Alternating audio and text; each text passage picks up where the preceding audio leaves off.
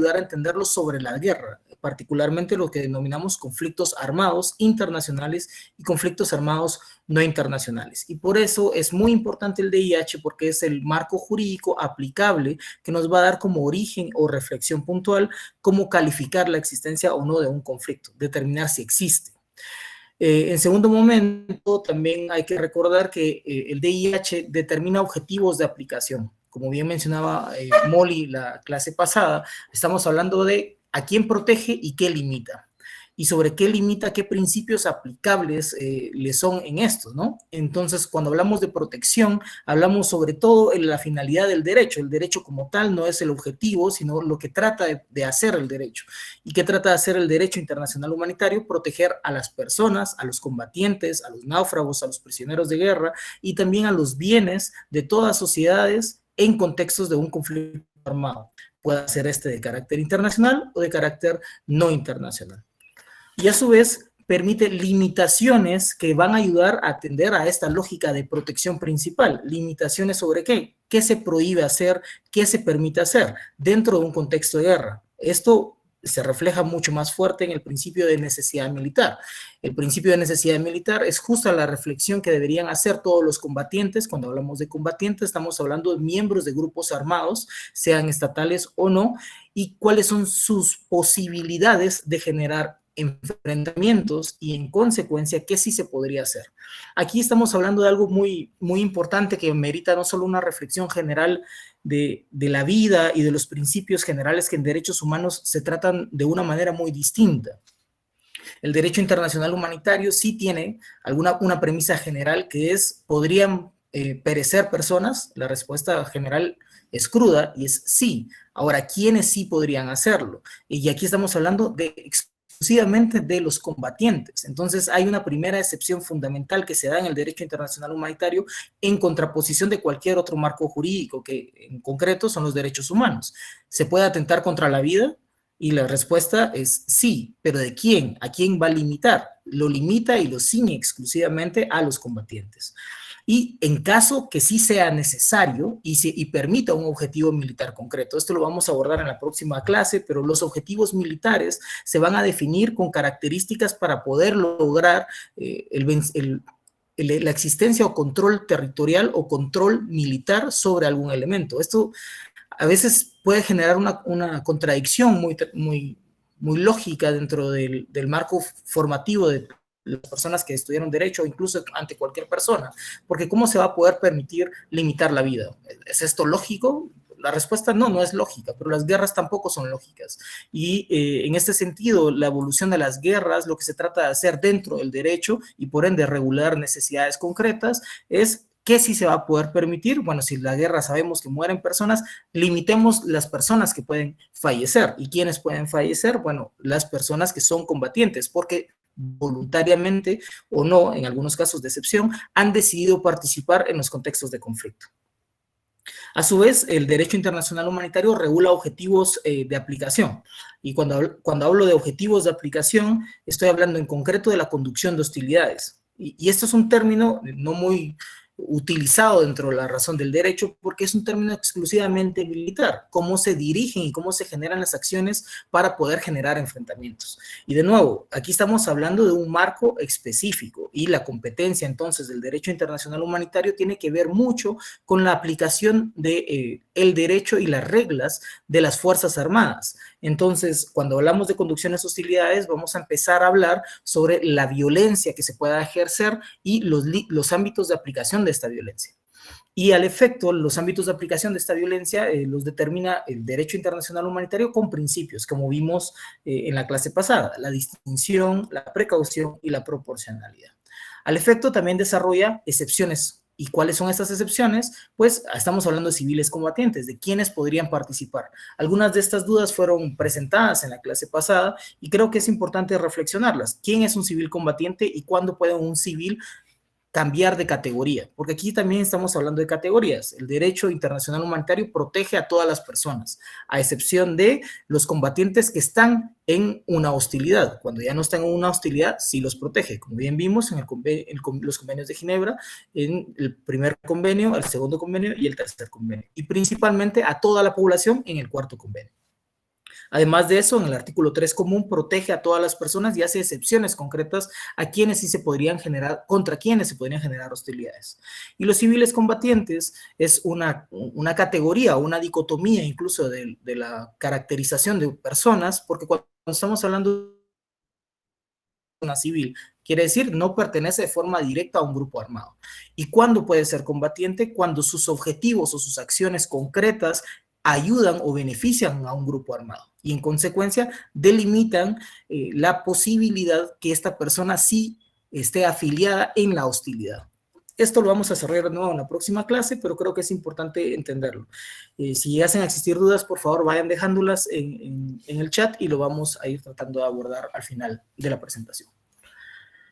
Las fuentes, como bien mencionaba Molly en la clase pasada, son los tratados, las normas de Jus Cogens, los principios generales del derecho internacional humanitario, la nacional y particularmente el derecho internacional humanitario consuetudinario, que es la condensación de esta costumbre. Y la interpretación de tratados, de normas, de principios y de costumbres. Entonces estamos planteando que dentro del marco del derecho internacional humanitario hay que diferenciar en qué situaciones se va a poder calificar. Y eso es una de las eternas dudas y la reflexión más importante que debe hacerse en el derecho internacional humanitario. Antes de poder decidir privar de ciertos, particularmente la vida, la libertad o incluso la dignidad de algunas personas que se dan en contextos de limitación de acceso a derechos o servicios, que podría de forma reiterada generar limitaciones de dignidad, tenemos que saber cuándo es aplicable este marco jurídico. Y por ende hay dos categorías importantes a reflexionar: las tensiones internas y los disturbios internas. Son situaciones que ponen en tensión grave la situación política, religiosa, racial, social y económica de las poblaciones. Entonces, todo Estado que está en una situación, esto aplica exclusivamente a estados nacionales, no aplica a relaciones entre estados. Y estas situaciones tensas implican arrestos y surgir torturas, tratos crueles, inhumanos o degradantes, no se respetan los marcos jurídicos, suspensión de garantías judiciales, desapariciones forzadas, actos de violencia que ponen en peligro a personas civiles que no puedan ser parte o no de la existencia de un grupo. Y esto es muy importante. Estas situaciones, ¿cuál es el marco jurídico aplicable? Puesto que un Estado está obligado a atender las condiciones de dignidad, libertad e integridad y vida de las personas. Y no así los grupos como tal que puedan poner en riesgo, sino el Estado y la importancia aquí de las fuerzas de derechos a estas situaciones. Pero estas tensiones internas pueden escalar. Y aquí hablamos de disturbios interiores. Situaciones en las que existe un nivel interior de enfrentamiento. Puede existir ejemplos a nivel mundial cuando hay manifestaciones concretas que son entre manifestantes y fuerzas de seguridad. No obstante, la realización de estos actos de violencia son sobre todo situaciones grupos que no están necesariamente organizados y despliegues de fuerzas policiales o armadas para restablecer el orden público. Esto quiere decir que todavía el Estado nacional está obligado a poder atender en el marco de derecho internacional. Esta reflexión parte de qué son los disturbios interiores y qué son las tensiones internas para separarlo totalmente de las situaciones en las cuales se pueda generar la aplicación del derecho internacional humanitario. La aplicación del derecho internacional humanitario en consecuencia solo se puede dar en conflictos armados. Si hay enfrentamientos esporádicos entre poblaciones y fuerzas de seguridad, esto no quiere decir que es un conflicto, no aplican las reglas del conflicto. Estamos en el sábado anterior. Entonces, empezamos a hablar cuándo se aplica. Aplica en los conflictos armados no internacionales. Cuando hablamos de un conflicto armado no internacional, estamos hablando que es un conflicto que se lleva a cabo dentro del territorio de un Estado, y esto es muy importante, en el territorio de un Estado, entre sus fuerzas armadas y fuerzas disidentes o grupos armados organizados no estatales. Esto lo establece el artículo 1 del protocolo adicional también lo establece en alguna medida el artículo 3 común de los convenios de Ginebra. Y aquí la importancia de los tribunales internacionales que nos han dado elementos para comprender las características e intensidad de la violencia, específicamente el caso Tadić del Tribunal Penal para la ex Yugoslavia nos da elementos que nos hacen reflexionar y poder determinar de forma categórica cuándo sí existe un conflicto. Primero, que exista un grupo armado en conflicto con fuerzas armadas estatales o con otro grupo armado. ¿Y qué debería tener este grupo armado? Primero, una estructura concreta que implicaría muy similar a la de las Fuerzas Armadas. Y aquí sí esto es fundamental. ¿Por qué estamos hablando de las Fuerzas Armadas? Porque estamos hablando de la presencia que se pudo tener históricamente y la referencia a los ejércitos nacionales a nivel mundial. Su característica principal es que tienen una estructura, que tienen jerarquía, formas de ascender, formas de crecer, formas de mantenerse. Entonces, un grupo armado disidente o un grupo armado no estatal debería tener al menos ciertas características, un principio de similitud a el enfrentamiento que podría tener con fuerzas armadas. Es decir, debería tener capacidad para sostenerse, reclutar personas, capacidad bélica que implica tener armas, porque si bien podamos tener la mayor de las intenciones, si no hay armas y no hay despliegue o posibilidad de despliegue territorial, no hay capacidad real de un grupo de poder enfrentarse. Entonces, estos elementos están recopilados en el caso Tadić, particularmente del Tribunal Penal para la ex, porque de nada sirve que exista este grupo si no está generando consecuencias. Las consecuencias es intensidad de la violencia para el Tribunal Penal para la ex Yugoslavia. ¿Y esto qué implica? Intensidad de la violencia, estamos hablando de efectos humanitarios de grave percance que nos afectan y afectan a todas las personas, no solo a las personas de una sociedad, sino a todas como conglomerado humano. Y en principio estamos hablando de muertes sistemáticas, de desapariciones, de destrucción de bienes. Muertes sistemáticas porque estamos hablando del principio fundamental que es el derecho a la vida, que se debe proteger y específicamente se debe proteger aún más la de combatientes heridos y sobre todo de población civil. Además también las desapariciones como efecto que rompe el tejido social, sino colectivo. Y la destrucción de bienes porque además de que podamos vivir en sociedad, vivir. Y las destrucciones de bienes generan ese paradigma. Perfecto, hay una sociedad que no se ha atentado y que no se ha afectado, sus patrones de desarrollo, sus costumbres y sus elementos identitarios ya no existen, es una forma de destruir también a la sociedad.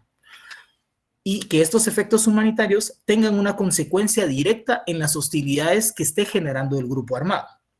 Entonces, como pueden ver, son características muy que si se analizan en rigurosidad, nos van a dar como elementos principales la existencia de un conflicto. Cuando hablamos de guerra, ya un conflicto armado no internacional, esto todo estamos hablando dentro de un Estado nacional.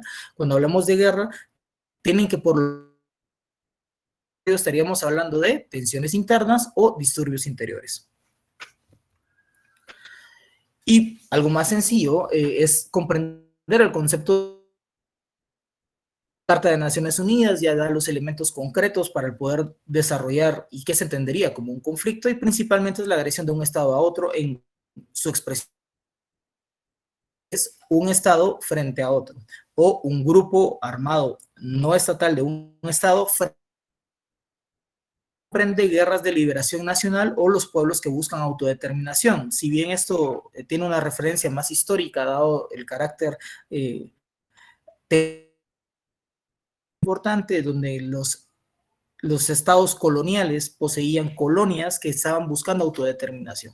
Y muchos de los países africanos durante los años 60 al 90 estuvieron justo en estas guerras de liberación nacional. Cerrando esto, que ya se vio hace un sábado y algunos elementos extraordinarios que ratifican la importancia del derecho internacional humanitario, es que estamos hablando que los objetivos del DIH es la protección y la limitación. la protección sobre todo de las personas y de todas las personas aquellas que han dejado de participar en las hostilidades, así como la de sus bienes. Esto es tradicionalmente conocido, y sobre todo las limitaciones para el ejercicio de los medios y métodos para hacer la guerra, o conocido también como el derecho de la Haya. Métodos y medios, entonces, son los elementos fundamentales porque son las formas para hacer la guerra. Entonces hay limitaciones específicas y aquí es donde, cuando hablamos de métodos, hablamos de los principios fundamentales: distinción, proporcionalidad, necesidad militar y precaución. Y cuando hablamos de medios, hablamos sobre las formas en que se va a hacer la guerra y los medios que utilizan para la misma. Concretamente hablamos de armas y los efectos que las armas puedan tener. Esto está en los documentos también ya compartidos. Bueno, entonces, como ven, al hablar del marco jurídico del derecho internacional humanitario, estamos hablando de las reglas concretas que nos pueden servir para analizar si una situación es aplicable o no. Licenciado. Más cruentos. Y esos elementos cruentos o violentos lo que hacen es generar una reflexión profunda sobre en qué momento se va a poder utilizar estos medios violentos, porque son los medios que utilizan los ejércitos y los grupos armados, en contra de otras. Plantean un elemento más importante, no solo los medios y métodos, sino las afectaciones que van a tener con la población. Entonces, el derecho internacional humanitario no solo se plantea como una reflexión de las formas o las reglas concretas en las cuales se van a utilizar dentro de una guerra, sino plantea los objetivos de protección. Y por eso, cuando hablamos en el derecho internacional sobre cuáles son los marcos jurídicos de protección internacional, uno de ellos, y tal vez el más importante en contextos de conflicto, es el derecho internacional humanitario, así como en tiempo general y en todo momento aplica el derecho internacional de los derechos humanos. Una pregunta muy importante que se hizo es: ¿se deja de aplicar el derecho internacional de los derechos humanos y por ende la protección y obligación que tienen los estados para con sus ciudadanos en un contexto de guerra o un contexto de conflicto armado? La respuesta es rotundamente no. Los estados siguen estando obligados. Lo que pasa es que hay condiciones objetivas mucho más complejas para la aplicación. No obstante, el Estado no deja de tener esa obligación. Y eso tiene que quedar muy claro, porque cuando hablamos de todo este cuerpo jurídico que se ha creado a nivel mundial como consenso de protección internacional para las personas, el derecho internacional de los derechos humanos es un derecho fundamental de todas las personas. Y cuando hablamos de derecho internacional humanitario, estamos hablando de una situación específica de limitación de medios y métodos para que las personas puedan ejercer esos derechos. Con esto voy a empezar a hablar de la institución a la cual yo pertenezco, que es parte de una estructura un poco más amplia, que es el Movimiento Internacional de la Cruz Roja y de la Media Luna Roja. Como ven, aquí hay distintos logos particularmente que identifican al movimiento. El movimiento no se identifica con la Cruz Roja a partir de una adscripción cristiana, sino por el contrario, es la inversión de la bandera suiza por la aspiración suiza que se tenía en el siglo XIX de la neutralidad. Es decir, una institución que no aspira a tener una relación directa con alguna de las partes. El Movimiento Internacional de la Cruz Roja tiene razón de ser dentro del siglo XIX y tiene aún más razón de ser dentro del siglo XX y XXI por las consecuencias que se han podido observar que generan las guerras. El origen tradicional se da mucho por esta persona, se denomina, quien es Henri Dunant, y bueno, Henri Dunant era un comerciante suizo de origen ginebrino que quería precisamente mantener unas relaciones comerciales y fue a Italia, o en lo que hoy conocemos el norte de Italia, para poder mantener esta relación con el imperio austrohúngaro. Y en su viaje se dio cuenta que en el Solferino, en un solo espacio determinado, en un pueblo, había más de 40,000 muertos y heridos, lo cual le generó una reflexión abrumante sobre las consecuencias humanitarias de la guerra y lo que hemos estado viniendo a reflexionar. ¿Es realmente necesario que en una batalla hayan fallecido tantas personas? Y bueno, una serie de batallas concretas que se dio en el periodo de 2 años y medio. Y bueno, Henri Dunant tenía básicamente una visión y dos ideas. La visión era generar un acuerdo internacional de protección para los heridos y los socorristas. ¿Quiénes son los heridos? Los heridos combatientes, pero también a la población civil. Y crear sociedades nacionales, lo que se denomina hoy como sociedades de socorro, que lo que iban a hacer es apoyar en este contexto de guerra a que las personas tengan atención. Y bueno, muy poco se menciona de las personas que también influyeron en Henri Dunant, y por eso la importancia de Florence Nightingale, por el cual la Asociación de Estudiantes del Derecho y la Asociación de Estudiantes Universitarios pues decidieron reflexionar en nombrar así a este ciclo de conferencias. Y Florence Nightingale era una enfermera que ayudó mucho en este contexto y en esta batalla, y también tuvo una relación muy importante sobre los conflictos que se desarrollaban en Crimea. Y hay una serie de correspondencias entre Henri Dunant y Florence Nightingale que dan como reflexión concreta lo que hoy conocemos como el sistema de protección dentro del derecho internacional humanitario. Bueno, a partir de esto hay como elementos concretos, y creo que voy a tener que ir un poco más rápido, es que en 1863 se crea el Comité de Ginebra. El Comité de Ginebra tenía como intención impulsar la aplicación de estas reglas concretas que se daban en las guerras entre estados dentro del marco del derecho internacional, que tuvieran como un elemento fundamental la protección de personas. Y aquí surge también la importancia de que esta protección las preste un servicio o entidades mismas de las fuerzas militares y tuvieran protección, es decir, se puedan identificar con un emblema. Como pueden ver, el emblema de la Cruz Roja. Entonces, es el germen de las primeras sociedades nacionales y del Comité Internacional de la Cruz Roja, el Comité de Ginebra. En 1864 se firma el primer convenio de Ginebra, que es el primer convenio dentro del derecho internacional referido a la guerra con protección hacia combatientes y socorristas. En 1919 se crea la Liga de Sociedades Nacionales, que es el antecedente inmediato de lo que hoy conocemos como la Federación Internacional de la Cruz Roja y Media Luna Roja. Es decir, se crea un movimiento humanitario. Y este movimiento humanitario se divide en tres componentes. El primero es el Comité Internacional de la Cruz Roja, que es la institución que valida también la creación de sociedades nacionales y coordina de forma directa con su federación.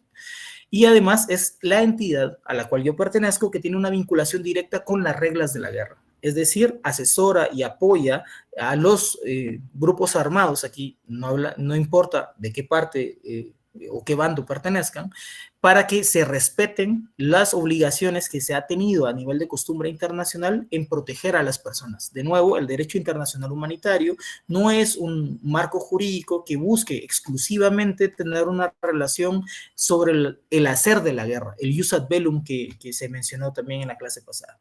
El Comité Internacional de la Cruz Roja lo que busca es humanizar las consecuencias que ya se tienen y tratar de limitarlas. Entonces, el comité tiene este mandato fundamental de apoyar a los estados, los grupos armados, de limitar consecuencias, generar protección y asistencia a personas dentro de conflictos armados y otras situaciones de violencia que son tensiones internas y disturbios interiores.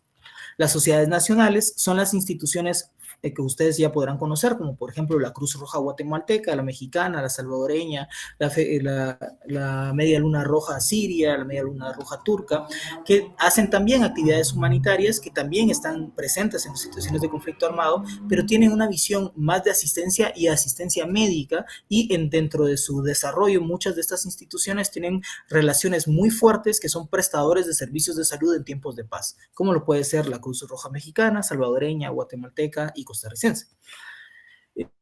La Federación Internacional de la Cruz Roja y de la Media Luna Roja lo que es una sola organización que coordina a todas las sociedades nacionales que hay en el mundo. Hay más de 190 sociedades nacionales y esta tiene un mandato exclusivo de coordinación para el desarrollo de actividades humanitarias y reflexiones, pero sobre todo en desastres naturales.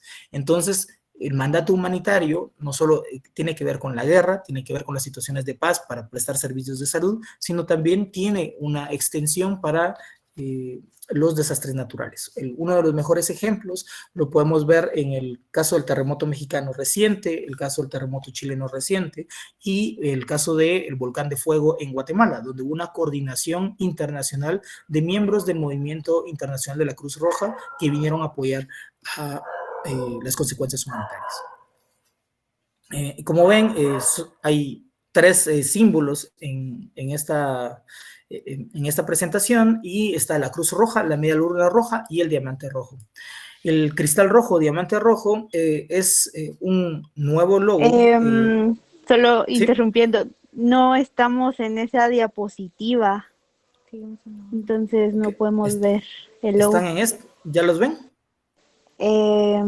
Seguimos en la primera, la de contenidos. Oh, ok, no sé qué está pasando entonces porque Ahí está. yo voy a... Ya. ¿Sí? Sí, Ok, gracias. perdón. ¿Ven ahora el avance? Sí, ya lo No logramos sé ver. si... Sí, perfecto, gracias.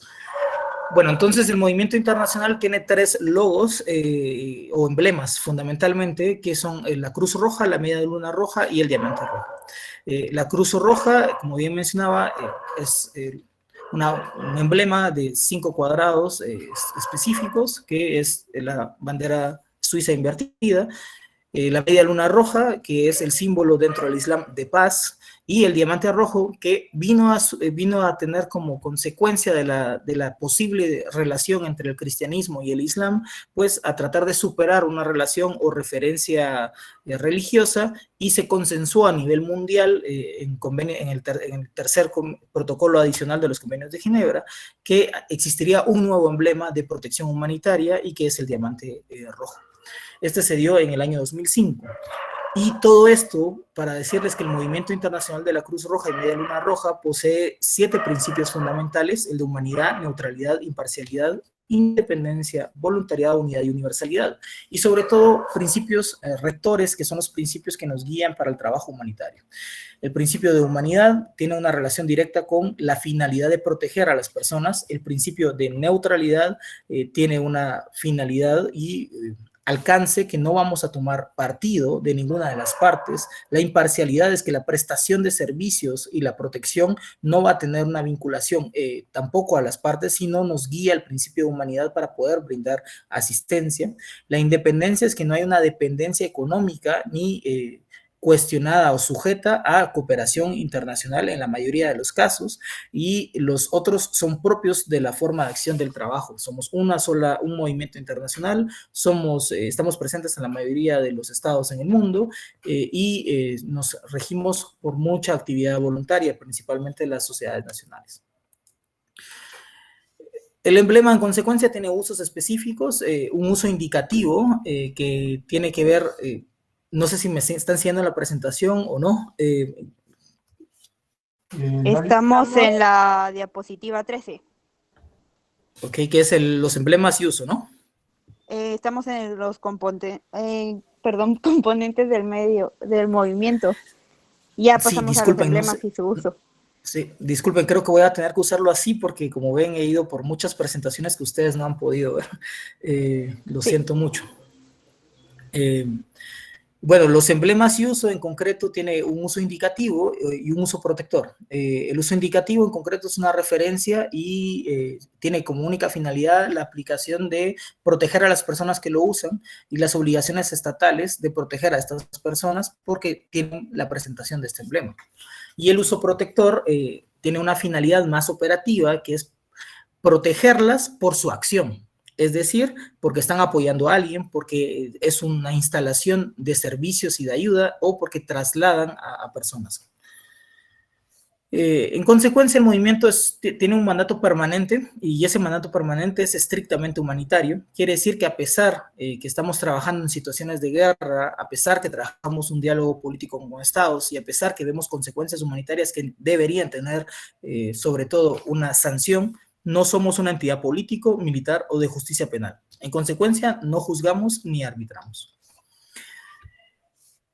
El Comité Internacional de la Cruz Roja, como entidad humanitaria exclusiva y más antigua en el mundo, tiene su trabajo, sobre todo, se centra en la actividad de apoyo directo que se podía generar a personas. Y estamos hablando de las personas afectadas por los conflictos armados y otras situaciones de violencia. Sobre todo, buscamos proteger la situación de dignidad junto con la Cruz Roja de cada uno de los países o de la Media Luna Roja. Las situaciones de violencia que suponen un conflicto y no generan límites a la acción del conflicto, pues amerita que existan servicios humanitarios y el movimiento tiene dentro de sus mandatos la aplicación de estos servicios humanitarios que se centran en la dignidad de las personas y en el restablecimiento de contactos familiares. La dignidad de las personas porque en una situación de conflicto lo que más se atenta es la posibilidad o proyecto de vida que restringe la posibilidad, valga la redundancia, de poder desarrollarse de forma plena.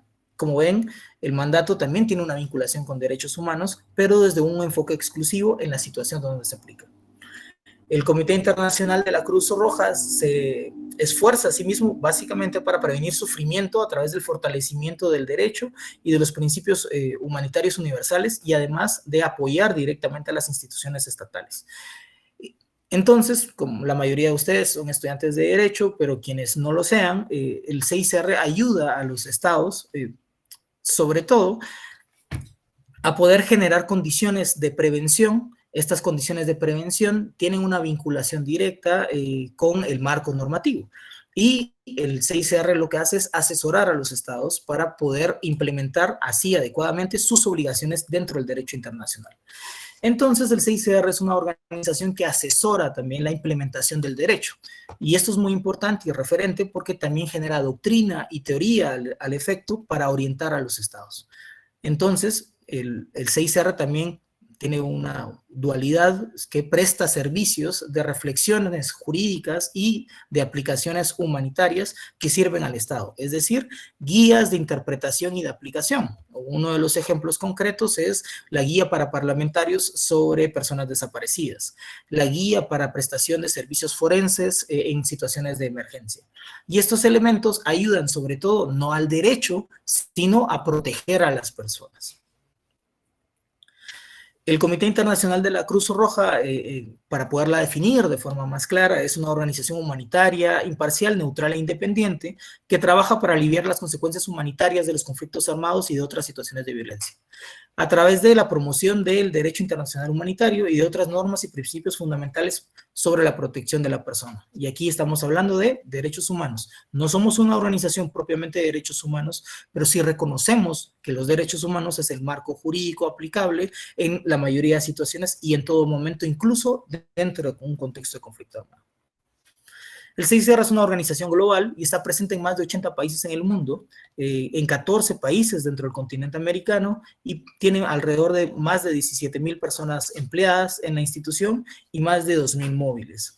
El CICR posee un presupuesto bastante grande a nivel mundial que excede los 2,000 millones de francos suizos y este presupuesto es una contribución voluntaria de los estados no condicionada para el ejercicio de su acción humanitaria.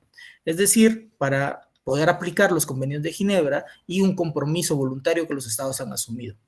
Esto es algo muy importante porque, a diferencia de organizaciones de Naciones Unidas que dependen directamente del apoyo de proyectos específicos o delimitados para aplicarlos en ciertos rubros de interés de cada uno de los estados o de los donantes, el CICR no condiciona su actividad. ¿Y eso por qué? Porque atentaría contra el principio de independencia. Es decir... Perdón, otra vez que interrumpa. Josué Melgar empezó a presentar, entonces la presentación ya no se ve. No sé si podría volverla a colocar y Josué que apague su cámara y la presentación, por favor.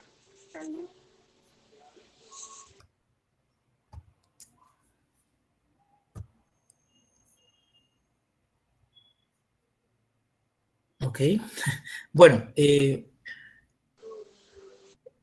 sí, creo que Josué sigue presentando. Entonces, yo continuaré, si les parece.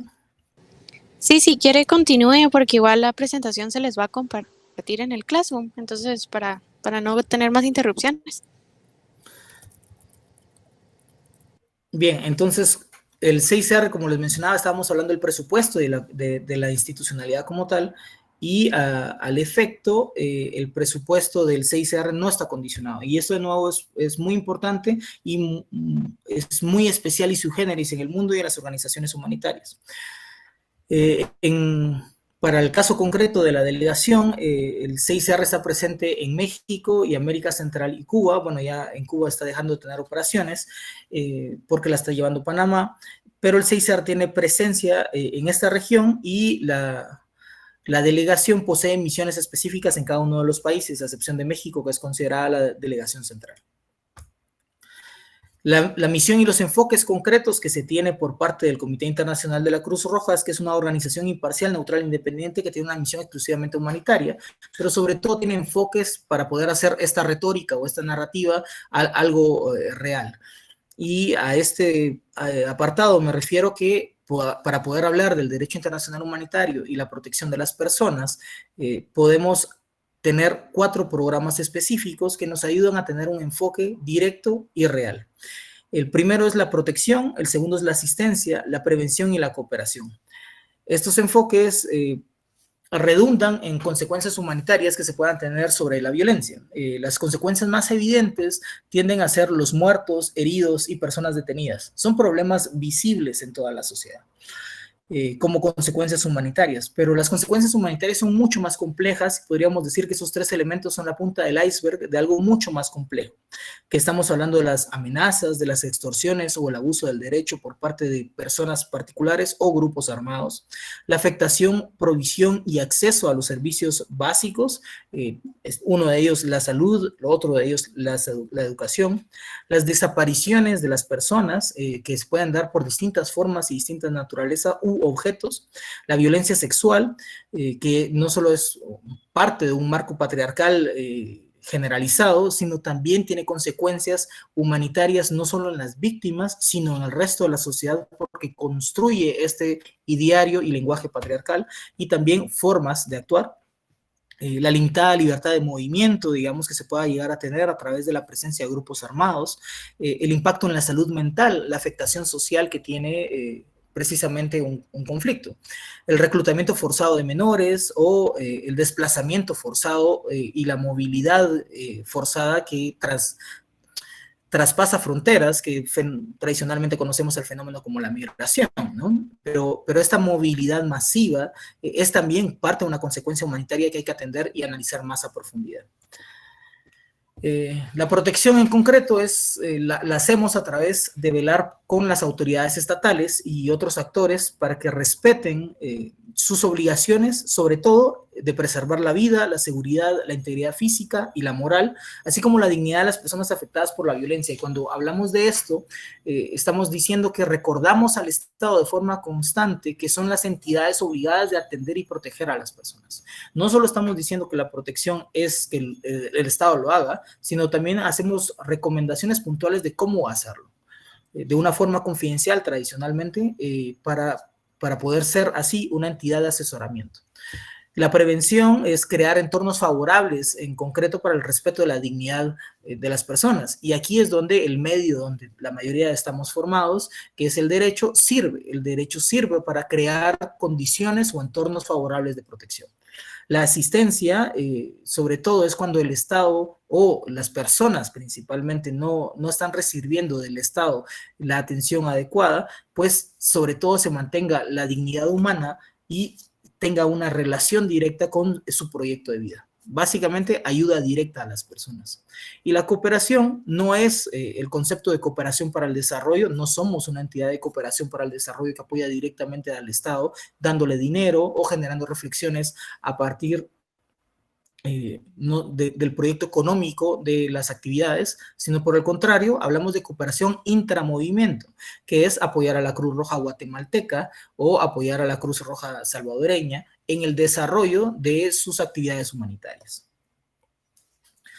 Y esto lo hacemos con actividades, y ahí es donde podrían ver ustedes al CICR en actividades en acción. En concreto, ayudamos a través de la persuasión, recomendaciones concretas, la movilización, que es la vinculación directa que se pueda llegar a tener entre agencias estatales para que puedan generar acciones.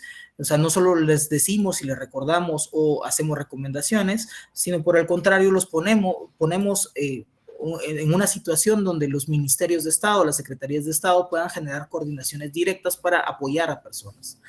En situaciones donde los estados ya son débiles y necesitan apoyo concreto o solicitan el apoyo a partir de generar una implementación más directa, el 6R apoya en situaciones muy específicas. Y cuando hay situaciones humanitarias tan graves que no hay un apoyo o una presencia estatal, y esto es muy raro, pero generamos sustitución del Estado. Y esta sustitución particularmente la hacemos con una presencia de prestación de servicios directos. Y por último, lo que muy pocas veces hacemos o muy pocas veces se conoce son denuncias de violaciones al derecho internacional humanitario y muy pocas veces a violaciones del derecho internacional. Eso es una característica que nos distingue de cualquier agencia de Naciones Unidas, que parte de sus obligaciones es recordar las aplicaciones o violaciones que están ejerciendo los estados sobre cada uno de los elementos que se han obligado los propios estados dentro del marco del derecho internacional de los derechos humanos. Bien. El 6R en Guatemala es una institución que está presente desde 1987. Como ustedes bien saben, el derecho internacional humanitario hace referencia a dos elementos fundamentales: el conflicto armado internacional y el conflicto armado no internacional. Y en consecuencia, solo en estos momentos se puede aplicar el derecho internacional humanitario. Guatemala, a lo que se ha denominado antropológica y sociológicamente como el conflicto armado interno, dentro de y por los acuerdos de paz como enfrentamiento armado interno, para el marco jurídico internacional son eufemismos o relaciones directas a las únicas dos categorías que son conflicto armado internacional y conflicto armado no internacional. En consecuencia, cuando hablamos de enfrentamiento armado interno o hablamos de conflicto armado interno, en el mundo del derecho internacional y el mundo del derecho internacional humanitario se debe entender como conflicto armado no internacional. El 6R está presente en 1987 y como ustedes bien saben, el conflicto armado duró de 1960 a 1996, el marco que los acuerdos de paz hacen referencia al conflicto. El 6R no estuvo desde el inicio, podría ser una de las preguntas principales, y en efecto no estuvo porque el 6R no puede ir sin el consentimiento del Estado a prestar servicios humanitarios o generar estos enfoques de acción que mencionábamos, ¿no? Protección, asistencia, prevención. ¿Y por qué hace esto? Porque el 6R tiene calidades y condiciones específicas que deben respetarse por parte de los estados para poder desarrollar y que el mandato y sus principios como la humanidad, la neutralidad y la independencia sean aplicados y respetados. Es decir, necesitan algunas formas jurídicas de protección internacional, que estas son conocidas dentro del mundo diplomático como acuerdos sede, muy regidas por las convenciones de Viena de relaciones diplomáticas. El 6R firmó con el Estado de Guatemala en 1989 el acuerdo sede con el gobierno y fue publicado por el Congreso de la República en el año 1990. Y eso hace que la relación sea estrecha con el Estado, pero también que haya una relación directa con los distintos grupos armados en su momento. El 6R no solo trabajaba con el Estado, sino también trabajaba con comunidades y principalmente trabaja con personas que son víctimas del conflicto. Las áreas concretas del desarrollo del trabajo de la misión del 6R en Guatemala es el programa de personas desaparecidas, el programa de migración, el programa de salud, de Fuerzas Armadas y de Seguridad, el programa de detención, de cooperación, el programa jurídico y la relación de comunicación. Entonces, el 6R en Guatemala está muy vinculado a las consecuencias del conflicto armado no internacional. Y una de las consecuencias más graves del conflicto armado no internacional es la búsqueda de personas desaparecidas. La búsqueda de personas desaparecidas genera un paradigma dentro de la relación guatemalteca para la comprensión de las relaciones civiles, para la comprensión de la atención que debería brindar el Estado a las víctimas y sobre todo genera reflexiones en torno a qué se puede hacer para encontrar a las personas. El 6R ayuda de forma directa a las víctimas y a instituciones que acompañan a familiares. Y esta ayuda tiene distintos matices. La La principal es un trabajo directo con los familiares y con las víctimas para poder determinar lugares en los cuales sucedieron enfrentamientos y que los enfrentamientos pudieran llevar hacia desapariciones de personas. Esto es algo que el CICR trabaja mucho y está la Comisión Internacional para la Búsqueda de Personas Desaparecidas, está también la fundación, el equipo argentino de antropología forense, la Fundación Guatemalteca de Antropología Forense y otras instituciones a nivel mundial que generan estándares específicos de búsqueda. ¿Para qué? Para lograr identificar a las personas. Y aquí entonces se presenta una reflexión mucho más profunda de qué hacer en Guatemala en respecto a la búsqueda de personas desaparecidas y la consecuencia humanitaria que implica que estas personas no estén y se desarrollen en sociedad. Por ende, la familia, el núcleo familiar se puede desarrollar. Por datos oficiales se está hablando de 45,000 personas desaparecidas en el conflicto armado y por datos oficiales de 1996 estamos hablando que una persona poseía un núcleo familiar de 5 personas. Entonces estamos hablando que más de 250,000 personas y familias en el país tienen una vinculación directa con una persona desaparecida. Y esas 250,000 personas tienen a su vez relaciones familiares que podamos al día de hoy a 4 personas, estamos hablando de más de 1 millón de personas. Y este 1 millón de personas representa un grupo mucho más amplio de personas que somos todos y todas las personas que convivimos en este país que tendrían alguna relación con personas desaparecidas. Esta reflexión hace que es importante atender el fenómeno, pero además de que sea importante atender el fenómeno, lo vamos a desarrollar en la última clase sobre consecuencias humanitarias, hace fundamental que se crean condiciones dentro del derecho, pero condiciones también directas de justicia para las familias. Y cuando hablamos de justicia en el CICR, que no se plantea dentro del fenómeno exclusivamente por órganos jurisdiccionales, hablamos de justicia desde la actividad humanitaria y de protección que debería tenerse hacia las personas. Y estamos trabajando 3 elementos importantes, que es la Comisión Nacional de Búsqueda de Personas Desaparecidas. Este es una propuesta que el CICR hace a nivel mundial, no exclusivamente para el Estado de Guatemala, para que en todos los conflictos armados donde haya existido un conflicto, exista una institución estatal que busque a las personas. Hemos acompañado procesos exitosos de comisiones nacionales de búsqueda en México, en Colombia y en Perú, así como en Sri Lanka y en la India. ¿Y por qué estamos haciendo esto? Porque esto no solo pasa en Guatemala, sino pasa en todo el mundo donde hay conflictos armados. Desaparecen personas. Y al hecho que desaparezcan personas hace una relación directa que hay que atender a las personas y sus necesidades concretas. Una de ellas es buscarlas. Entonces, la Comisión Nacional de Búsqueda. También hacemos reflexiones sobre cómo podrían crearse protocolos unificados en las búsquedas, porque esto no solo extiende al sistema del conflicto armado no internacional, sino también en situaciones actuales de violencia que implican que personas no se encuentren presentes. Y cuando hablamos de desaparecidos, no estamos hablando de una categoría jurídica, sino estamos hablando de la ausencia física de una persona. Como ustedes bien saben, una persona desaparecida dentro del contexto del Código Civil guatemalteco, pues tiene características necesarias para cumplir en el artículo 61 del Código Civil y demás, que tiene como una vinculación más importante la declaración de una ausencia o para una muerte presunta.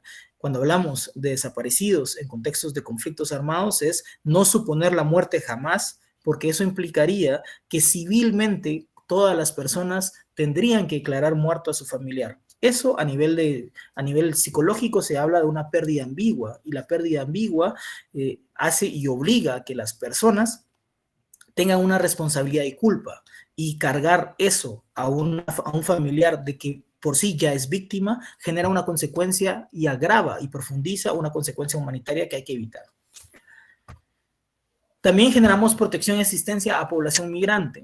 Cuando hablamos de población migrante, nos referimos a aquellas personas que están en ruta o que han sido desplazadas y se obligan a un proceso de movilización forzada en la mayoría de los casos, y coordinamos con la Cruz Roja Guatemalteca y organizaciones no gubernamentales, más que todo vinculadas con una relación eclesiástica, a que se atienda a estas personas y se pueda brindar asistencia mínima humanitaria necesaria.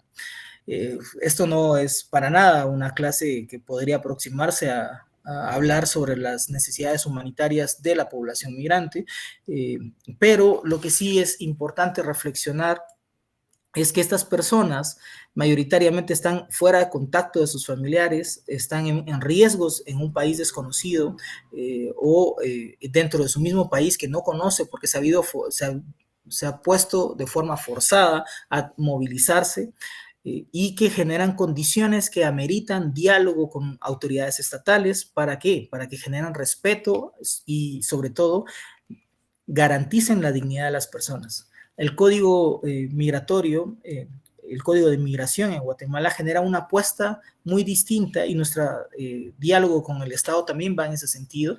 El marco jurídico nacional obliga a que toda persona que se encuentra en el territorio, aún no sea una estancia regular establecida por los protocolos de ingreso, tenga los mismos derechos que una persona guatemalteca. Lo que quiere decir es que se le brinde la posibilidad del ejercicio de su derecho humano a la integridad, a la dignidad y sobre todo a la vida. Y también obliga a las entidades estatales a que brinden los servicios mínimos fundamentales también a estas personas. El CICER trabaja en situación de violencia urbana.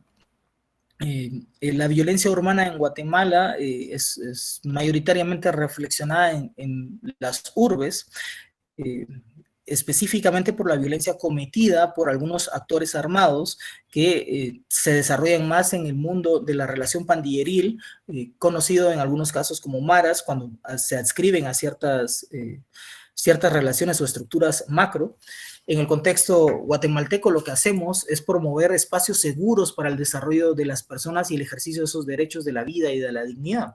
Y específicamente trabajamos en escuelas, promoviendo mucho un espacio de entorno respetuoso dentro de ese mismo núcleo. Por ejemplo, si se va a generar enfrentamientos o reclutamientos, se habla directamente con algunos grupos, se habla mucho con la policía, se habla mucho con maestros, de cómo generar condiciones concretas que permitan el desarrollo de estos niños, niñas y adolescentes en el contexto de la escuela como un espacio seguro para poder ir y así facilitar otros derechos específicos.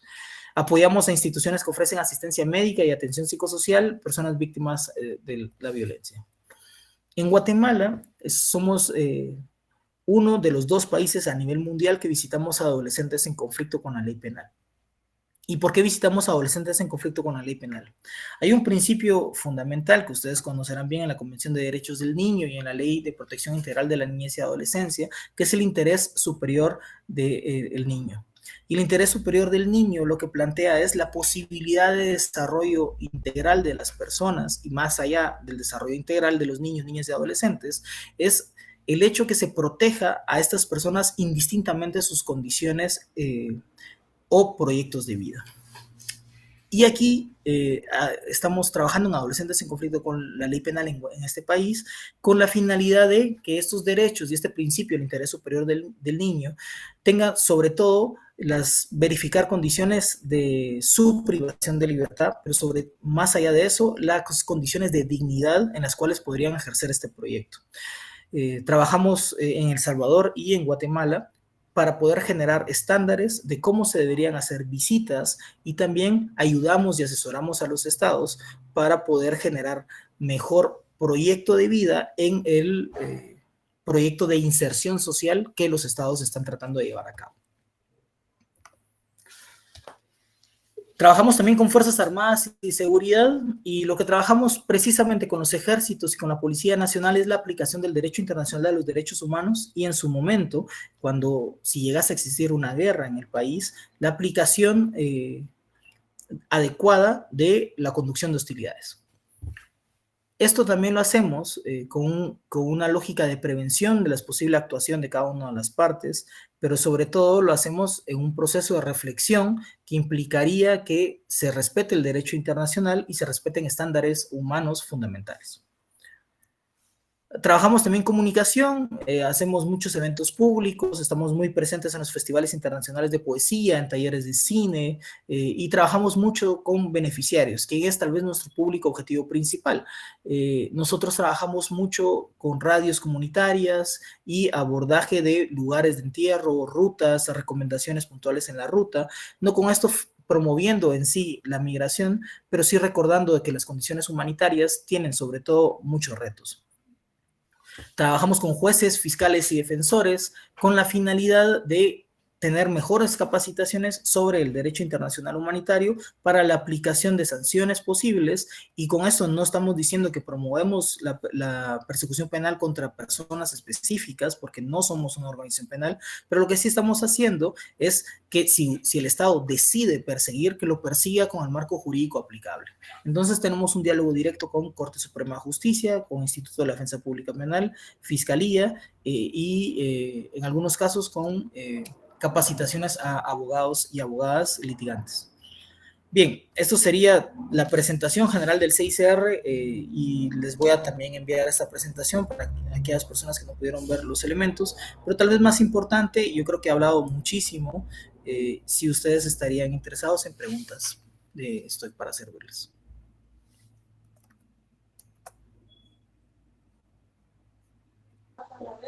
Hola, la primera pregunta que tenemos es de Lía. Cuando se habla de hostilidad, ¿se habla de combate o batalla?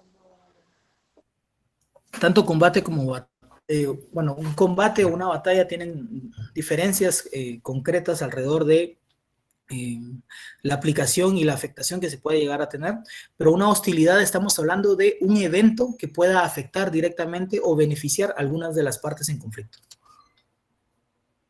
La siguiente pregunta es de José Daniel. ¿Qué pasa con los cuerpos de paz de Naciones Unidas que usan elementos militares de otros países, pero para asistencia en determinados momentos de desorden social?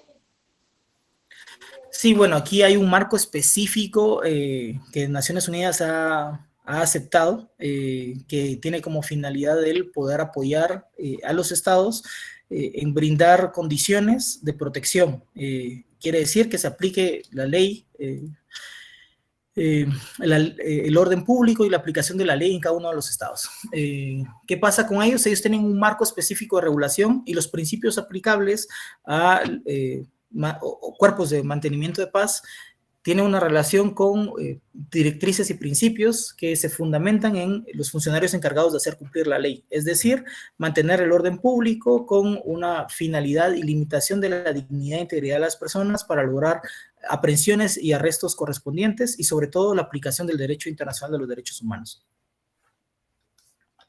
Gracias. La siguiente pregunta es de Pilar. ¿Por qué si ya existe el nuevo logo Diamante Rojo, aún se utiliza la Cruz Roja y la Media Luna Roja? Bueno, este no es un logo, este no es un emblema, perdón, que supone la eliminación de los anteriores. Más bien, ese es un emblema para que con estos 3 emblemas ya no exista un emblema más y superar la dicotomía, dado que tanto la Media Luna Roja como la Cruz Roja no atienden a una adscripción religiosa, sino atienden fundamentalmente a elementos de neutralidad. La siguiente pregunta es de Mario. ¿Existen consecuencias para los estados que violan esos convenios suscritos? La relación principal del derecho internacional humanitario, a diferencia del derecho internacional de los derechos humanos, es que no existe una obligación directa hacia estados, sino a personas. Es decir, lo que se busca en el derecho internacional humanitario es una sanción directa a las personas. El principal obligado es el Estado, y son los estados donde sus miembros de Fuerzas Armadas participaron, o también podría decirse que en su pletoriedad el Estatuto de Roma viene a coadyuvar a ese proceso de sanción. Para los estados, de manera formal, es el seno de Naciones Unidas y son las Naciones Unidas quienes podrían generar recomendaciones puntuales sobre la participación o no. Y ahí es donde se generan ciertas tensiones políticas dentro del seno de Naciones Unidas contra estados. Gracias. La siguiente pregunta es de José Daniel. ¿Quién ejerce jurisdicción sobre el derecho internacional humanitario para deducir responsabilidad de las violaciones? Perdón, otra vez, no escuché bien, Silvia. Perdón. ¿Quién ejerce jurisdicción sobre el derecho internacional humanitario para deducir responsabilidad de las violaciones? La jurisdicción como tal es del cada uno de los estados. Por ejemplo, en el contexto del conflicto armado no internacional en Guatemala, es el estado de Guatemala quien tiene la jurisdicción específica y la competencia los tienen los tribunales penales para generar sanciones. Para los estados en general, pues no hay un tribunal específico. No obstante, existen en ciertos conflictos armados internacionales tribunales ad hoc que se han creado, tribunales específicos que brindan sobre todo elementos de sanción hacia particulares. Hacen recomendaciones sobre el Estado, pero sobre todo tienen finalidad de sancionar a los particulares. La siguiente pregunta es de Saúl. Me surge la duda respecto a los emblemas de la Cruz Roja. ¿Existe algún tipo de dirimiente o sanción para aquellos estados que utilicen los símbolos de la Cruz Roja como con propósitos ajenos a su finalidad, como tácticas o estrategias de guerra? Claro, justo el derecho internacional humanitario busca limitar los medios, ¿verdad? Y uno de los medios es que no hayan formas pérfidas de desarrollo de actividades, y en la conducción de hostilidades que vamos a abordar el próximo sábado vamos a desarrollar más esto, pero sí existen responsabilidades concretas y prohibiciones. Esto, ¿qué significa? Crímenes de guerra. Si alguien utiliza estos emblemas o estas actividades, puede cometer un crimen de forma pérfida o con una finalidad contraria a la que se busca, comete un crimen de guerra. Gracias. La siguiente pregunta es de Frank. En el marco legal de la Cruz Roja, ¿existe alguna norma para la sanción de delitos u otros contra funcionarios adscritos a la Cruz Roja Internacional?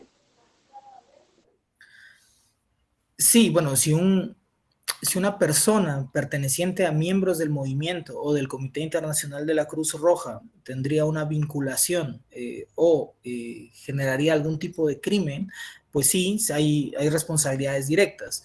Primero, si es en el marco del derecho internacional humanitario, si participaría o no en una hostilidad, perdería su carácter de persona protegida y por ende podría ser un miembro como civil combatiente. Si generar alguna acción ilegal dentro del marco de un territorio nacional, pues las inmunidades y prerrogativas no necesariamente le aplican y podría ser sancionado dentro del marco del derecho nacional. Bueno, la última pregunta es de Humberto. En las visitas que menciona con adolescentes en conflicto con la ley penal, ¿actúan en conjunto con la Procuraduría General de la Nación? No, el 6R hace visitas ad hoc por un convenio específico que posee con la Secretaría de Bienestar Social, que es la entidad competente para la atención, albergue, resguardo e inserción de los adolescentes en conflicto. No hacemos esto porque es de forma independiente, tampoco somos una entidad que audita, sino somos una entidad que genera recomendaciones para la protección de las personas. Bueno, hasta aquí llegaron las preguntas. Les agradecemos a todas y todos su participación. Gracias, licenciado, también por su presentación. Recuerden que tanto la presentación como el material adicional va a ser compartido por la plataforma de Classroom y estén pendientes estas semanas porque les vamos a dar información sobre los diplomas y las evaluaciones que llevaremos a cabo. Entonces, cualquier duda nos pueden escribir por ahí y ya saben que nos vemos el próximo sábado a la misma hora por el mismo medio. Gracias.